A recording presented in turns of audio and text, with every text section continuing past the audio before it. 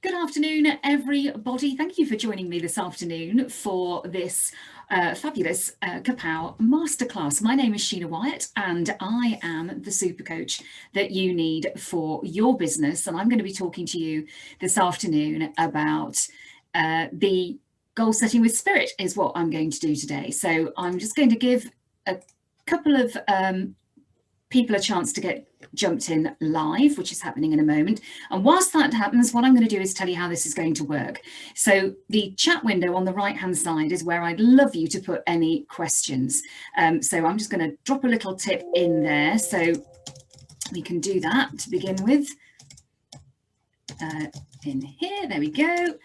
And that is the best way to do it so that I can go ahead and address your questions at the end. I'm going to talk to you for roughly 10 to 15 minutes, and then we've got around about 10 minutes time towards the end to do a little bit of wrap up and a little bit of chat and all that kind of thing. Now, at the moment, I can't see anybody, but when we come to doing the Q&A, etc., I'll make sure that I can see you so that if you've got your camera on, you can go ahead and have a chat with me right there. This is just one of a series of masterclasses that are running throughout the year. They are all free to attend and join, and afterwards you'll be sent an email that will give you a link to the recording as well as an accompanying tip sheet so that you can go ahead and put these things into practice straight away. So with no further ado, let's get started. So I'm going to talk to you about goal setting with spirit.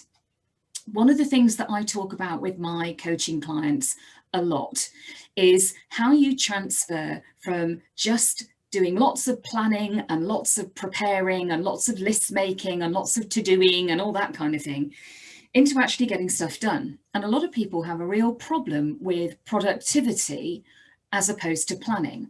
And part of that is because we do the plan and we make the list and we have that great long, A4 sized paper of all the things that we want to do. And immediately it becomes overwhelming. And immediately you just think, oh, there is so much to do. I don't know where to start. So the easiest thing is simply not to. And we end up finding that we do the easy things, the things that aren't really a challenge, that are more of the ticking it off daily sort of task stuff, than really getting stuck into the nitty gritty. This getting stuck into the nitty gritty that's going to move us towards our big goals. And the reason for that is that, big goals, particularly, the global domination stuff, the exciting stuff that you want to, where you want to take your business or where you want to go in your career or where you want to go in your personal life, that whole analogy of, put that picture of the car you want on the fridge. The trouble is it's going to stay a picture stuck on your fridge unless you start to put some processes into place to take those big goals into goals with spirit, into tasks to get them done that you then move on to your to-do list and start to make some progress. So when you're creating big goals or you're working towards big goals, one of the things you need to think about is breaking it down into several small achievable steps or statements or prompts or whatever you want to call it, that are going to help you get you where you want to go. It's that whole thing of eat the elephant one mouthful at a time. But eating the elephant one mouthful at a time is fine as long as you are still motivated towards keeping that mouthful of elephant going down. And the reason that the way that you do that is to set goals with spirit. So as you look at the things you want now and in the future, you've got clear goal setting ideas and techniques behind it. So what am I talking about when I'm talking about setting goals with spirit?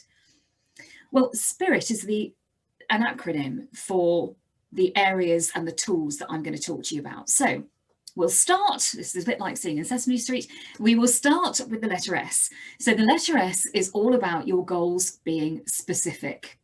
You need to be specific about what you want or don't want to achieve. And that result should be tangible and measurable. If you have a goal of looking gorgeous by June 21st, 2021, which everybody seems to feel is the day that we're all going to be allowed to run amok, it's too ambiguous, it's too wide, it's not specific enough.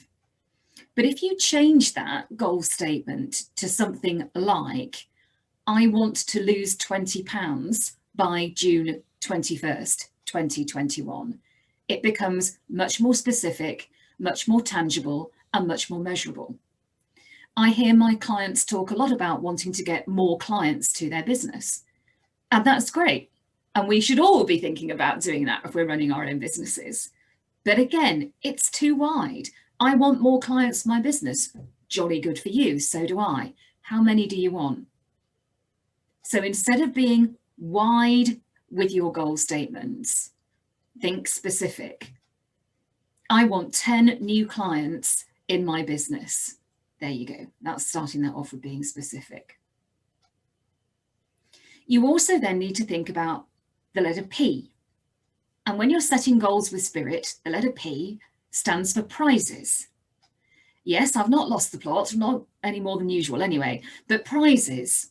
One of the things that stops people progressing towards their goals is that they don't build in a reward structure that means something. You need to have different points in the progress of your goal statements towards the big goal that are going to reward you, that are going to keep you motivated, particularly if that's a long-term goal. If your goal is to simply clear up your office, then you might treat yourself to something really achievable. You might treat yourself, think, well, I've cleaned up the office, I'm going to go and actually have 15 minutes with a cup of coffee or a cup of tea or whatever your beverage is, and I'm going to do something for me, whether that is listening to a podcast, whether that's listening to an audiobook, whether it's doing some online learning, whatever it is, your reward is something for you. When prizes and rewards don't work is when they don't mean enough for you to want to have them. Now, in our lockdown world, our prizes and rewards are a little different. This is being recorded on the 3rd of March 2021, and we are still in a lockdown at the moment. So, being able to go out and do things isn't really on our agenda right now. It is something that you can think about incorporating as prizes and rewards as we go forward and the restrictions are started to be lifted. But what can you do now to create rewards that are going to mean something? This is where the power of an Amazon wish list really starts to come into play. Take that 15-minute reward time with that brew or glass of wine or cup of water, whatever it is that you want to do, and just start thinking about the things you would like to have for yourself. And depending on how your mind works, you can either start off with the really expensive thing I'd like to treat myself to, but that seems very far away. And that could be the end prize for when you achieve your goal. There could be a book that you've been wanting to buy and you haven't got around to it. There could be something that you want for your home. There could be something that you want that just is going to cheer you up. You might be, like me, a Sharpie addict and want to add to your Sharpie collection. The point I'm making here is that in order for your prizes to work, they need to work for you. So why not spend a little time creating an Amazon wish list that gives you prizes that you can reward yourself with as you mark off and go through those goal statements. Make them relevant to you, make them special enough that you want to achieve them, and then give yourself a pat on the back when you do. The next letter in setting goals with spirit is I. And I, when you're setting goals with spirit, stands for individual. This is almost the most important thing in the process. Setting goals with spirit need to involve the letter I, which stands for individual. The goal must be something that you want to do, or you're not going to do it. Bottom line. If someone else is telling you what your goals are supposed to be, if someone else is telling you that you need to do something, you're just not going to engage with it. You're just not going to engage with it as you will do if it's a personally set goal. Now, for some of us, you might not have a choice. You might be employed or working with other people around you on a subcontract basis, whatever it is, and there might be somebody in that environment who actually has the task of creating goals and targets for you. So how do you deal with that? Well, the first thing is when you're thinking about your own goals, thinking about why you want to do it. So I want to add 10 new clients to my business in order to grow, and then do what? So order to grow is fine, but what do you want from that? Is it increased income? Is it the ability to showcase a new product? Are you wanting 10 new clients in your business because you think that's what you should do, or because that's what somebody else has told you should do. If you don't want it, you won't do it. But if those goals are being set by somebody else, then you need to find a way to make it feel individual to you. So a great way of looking at that is, what is that going to achieve for you if you go ahead and achieve that goal that's been set for you by somebody else? Is it going to get you a promotion? Is it going to make you more highly revered in your peers? Is it going to make you the go-to person in that sector? Whatever it is, you need to make sure that your goals have that individual aspect. It must be something you want to do, or you're just not going to do it. Now, when you're setting goals with spirit, you also need to consider the letter R, which stands for review. This is vital, because in order to get the really big stuff done, you need to be reviewing your progress with your goal statements and your targets, etc., on a regular basis. Now, people who watch these often, and certainly those who work with me and those who network with me, know that just there, and I'm looking at it, is what is known as my wall of brain. My wall of brain is where all my big, ambitious, holy aspects ideas for KAPOW coaching sit, because it's too much, it's too exciting, and it's too large to keep in my head.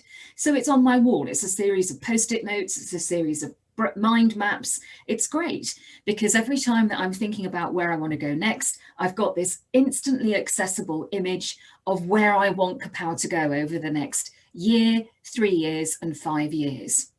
Kind of. I'm not quite that rigid with it, but it's there, and that's great. But all that is going to be is a super collection of coloured sticky post-it notes and some lovely Sharpie, different cloud-shaped mind maps, unless I am reviewing how I'm getting towards there.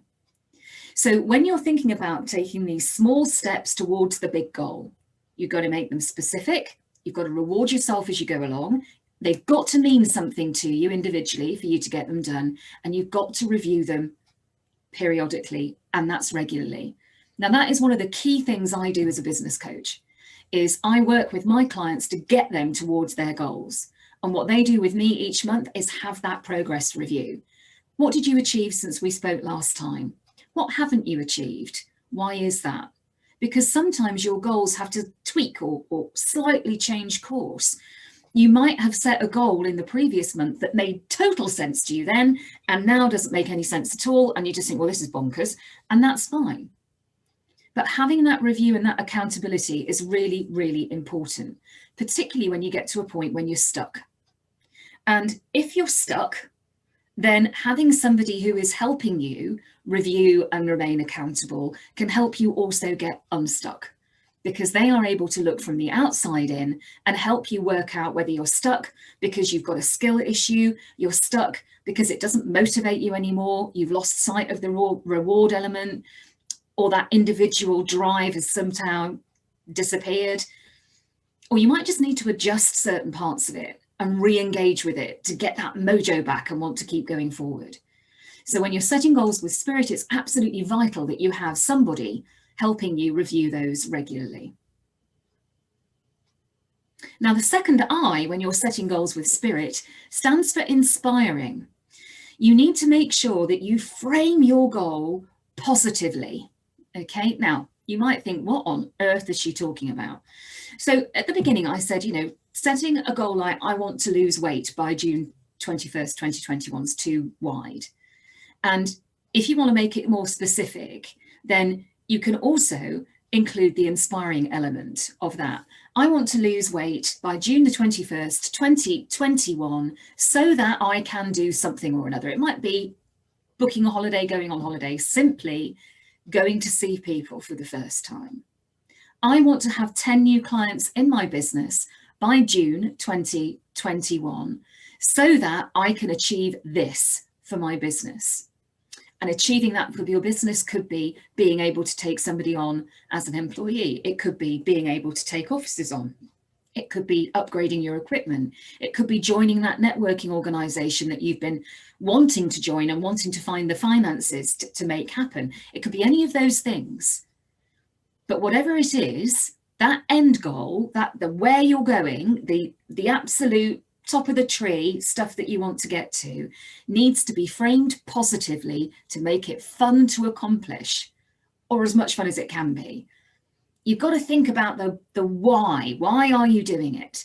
Why have you set yourself that goal? Why do you have that dream of global domination for your business? Is it simply because you want people to look at you and go, that's amazing? In which case, that's fine.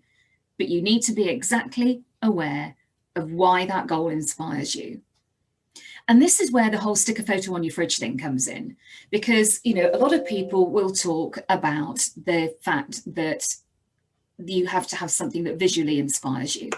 And if you work that way, fine, do it. Just remember, it's always just going to be a photo on the fridge unless you're putting these steps into place. And so the last step for setting goals with spirit is to make sure that your goals are time bound.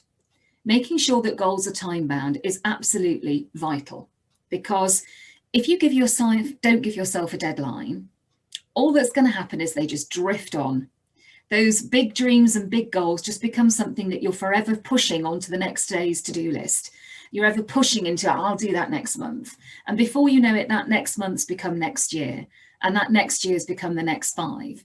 And you're still where you were when you first wrote that big, fat, scary, ambitious goal down on a piece of paper somewhere. You need to make sure that you have a deadline. But this is the second most common reason why people fail before they even really get going, because their deadlines are not realistic. So if you've got a big, fat, hairy goal that you want to achieve in 5 years, break that down into different timelines and to different time-bound tasks. So one of the easiest things to do to begin with is breaking down your big goal into achievable chunks, and then looking at something initially that's quite simple for you to do. Give that a fairly close deadline, work towards it. Then look at the next step. Is it as easy? Is it going to take a little bit more effort? Is there more background work required before you can get that done? Look at that and give it another deadline. If you like, you can go through and give them all specific deadlines, but be careful, because if you end up with a 20-point action plan that all have deadlines within the next 6 months, you're heading straight back into overwhelm. Be realistic. Set time boundaries on your tasks, on your goal setting that you can realistically achieve. Split it down into the small parts and then give yourself a deadline for each one of those items. When I started KAPOW coaching, which is nearly 8 years ago now, I had big goals and dreams and ideas for where I wanted the business to go. What wasn't part of that was entering into lockdown around about this time last year. But by using this process for how I was going to adapt my business to survive the initial lockdown and then plan for it to thrive after the initial lockdown, has meant that I have had my best business year ever. And by using those goal setting techniques, by being specific, by rewarding myself as I went along with things that meant something to me, by making sure that the goals I wanted to achieve were things I wanted to do and not just things I felt I ought to do, and by making sure that I was reviewing my progress regularly with my accountability buddy, and that I had a positive goal for it in the end. I was doing it to achieve a thing. And by putting sensible deadlines on it, has got me to the end of that best business year yet. So there you have it. If you've got the big, scary ambition for global domination, then now is the time to go ahead and start setting goals with spirit. It's time to start bringing those pieces into place and putting them into practice. And it's also time for you to ask me any questions that you might like to have today. So if you are watching live with me now, drop those questions into the chat window and I will pick up as many of them as I can. And, you know, as I wait for hopefully some questions to come in, I'll just tell you what's coming up next in the masterclass series. So the next one in the masterclass series in April is all about auditing your network. I am a passionate networker. I host 7, I had to think about that then. I host 7 on-the-line networking meetings for an organisation called For Networking, which gives me the opportunity to network not just all across the UK, but also with international connections as well. The trouble is that a lot of people network for the sake of it, and they don't have a process around it to help them move forward and review it and audit it. So the next masterclass series is in April. It's on April the 7th. And when I send you the email with a link to access this recording, you'll find a link to be able to go ahead and book onto that free webinar too. So Liz Drury has asked a question. It's good to see you here today, Liz. How often do you review your goals? I know you said regularly, but do you do that weekly, monthly, or different timescales depending on the goals? Very good question. And it's the end part of your question that I would answer it with. It is different timescales depending on the goal. So if I bring back the analogy of I want new clients in the business, what I would do at that point is think when. So I want 10 new clients in my business by the end of May 2021. Okay, right. So that's roughly 2 months away. So with a goal that is roughly 2 months away, I would be reviewing that fortnightly. Because what I would do there is to break that down and think, okay, I've got roughly 6 weeks between now and then to get 10 new clients into my business. So that's roughly 2 a week. So every fortnight, I'd be looking back through what leads have I created in that time? Who have I had conversations with? How far have I taken that conversation from meet, like, know, and trust to buy? And what kind of hustling, in the nicest sense, do I need to do? Have I got people signed up pretty quickly? Have I dropped the ball on the follow-up point of they've shown an interest, now I need to nurture them and move them through that MLKT process until they're ready to put money in the till? So that one I would probably review fortnightly. Flipping it forward for something that's bigger, so I launched the KAPOW Coaching Hub on the 1st of February, and my goal for the Coaching Hub is for it to have 100 members by February 2022. Now, because that's a year away, I would be reviewing that monthly. Same steps in the process. Where have the leads come from? What have I done to nurture them? What kind of interest has been shown? What kind of objections have I had? Why are people not taking up membership of the Coaching Hub? Do I need to look at the offering and change that? Do I need to look at the hook, the incentive to go ahead and join? And I would review that on a monthly basis. It's a great question, Liz, because what's really important is that those review points don't add to your feeling of overwhelm. And so if you're thinking I've got an annual goal and you think I've got to review that every week, it just won't happen because you won't do it, because it will just become too much to do. And it becomes another thing that goes on the to-do list that doesn't get done and just gets pushed and pushed and pushed. So great question. Thank you for asking it. And whilst I wait to see if there are another question coming in, let me just tell you a little bit more about the Coaching Hub and what it is. So it does what it says on the tin. It's a membership site that allows you 24/7, 365 access to online business development. The best thing about it is if you decide you would like to work with me as a business coach, as your business coach rather, you get access to the Coaching Hub for free. But if you are not ready to do coaching yet, or coaching isn't on your radar just now, not on your agenda, then you can access the membership site with an online membership for just £15 a month. That's 50p a day. And that gives you access to online business development courses, masterclasses like this, tip sheets, interviews with subject matter experts on all kinds of things, from how to get the most out of your networking, to how to use technology in your business to improve your business, to thinking about how you make profit in your business, to customer service. There's all kinds of great masterclasses coming up with subject matter experts that will be added all throughout the year. Regular content gets added to the hub all the time. It's a great place for you to go and find the things to help grow your business. It's something I wish I'd had when I started my business, and so that's why I created it. And information about all of that will come out in the email that will come to you after today's event that gives you a link back to this recording. So that's about it. Today's masterclass, goal setting with spirit, using that mindset to make sure that when you're creating big goals, you're breaking them down into several small, achievable objectives or goal statements that will help you get where you want to go. Thank you so much for joining me this afternoon. I hope to see you next time in April for the next masterclass. And if you're going to come along, that would be absolutely great. If not, you'll find the recordings in the Coaching Hub, and I'll look forward to seeing you online very soon. Take care. Thank you very much for joining me today. I'll see you next time.